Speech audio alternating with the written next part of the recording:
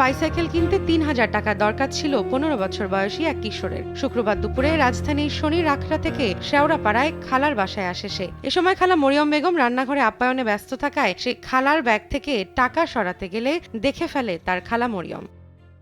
মাকে বলে দেবার ভয় দেখালে ক্ষিপ্ত হয়ে এলো পাতারি ছুরিকাঘাত করে সে। এ সময় চিৎকার শুনে অন্য ঘর থেকে আরেক খালা সুফিয়া বেগম এলে তাকেও ছুরিকাঘাত করে ওই কিশোর। সম্মেলনের কার্যক্রম শুরু করতে যাচ্ছি। সোমবার বিকেলে ডিএমপির মিডিয়া সেন্টারে এক সংবাদ সম্মেলনে এসব তথ্য জানান ডিএমপির যুগ্ম পুলিশ কমিশনার নাসিরুল ইসলাম।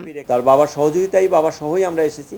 জিজ্ঞাসাবাদের একটা পর্যায়ে যখন আমাদের কাছে মনে হয়েছে যে ঘটনার সাথে তার সম্পৃক্ততা আছে, তখন তার বাবাকে আমরা বলেছি তাকে আমরা আইনের আওতায় আনবো। দুই খালাকে হত্যার পর পোশাক বদলে খালার বাসা থেকে বের হয়ে যায় সেই কিশোর। এরপর শনির আখড়ায় এক মসজিদে গিয়ে আলামত লুকানোর কথা স্বীকারোক্তিতে জানায় পুলিশকে। পরে খালাদের জানাজাতেও অংশ নেয় সে। তদন্ত কার্যক্রম করি। পুলিশ জানায় তদন্ত কাজেও নানাভাবে আড়ি পাতার চেষ্টা করে সে। পরে সিসিটিভি ফুটেজ ও পারিপার্শ্বিক তদন্তের পর তাকে শনাক্ত করে গ্রেফতার করে ঢাকা মহানগর গোয়েন্দা পুলিশ। পুলিশ কখন কাকে কি জিজ্ঞাসা করছেন, কোথায় যাচ্ছেন, কোন আলামত সংগ্রহ করছেন, সে বিষয়ের দিকে তার বিশেষ দৃষ্টি ছিল।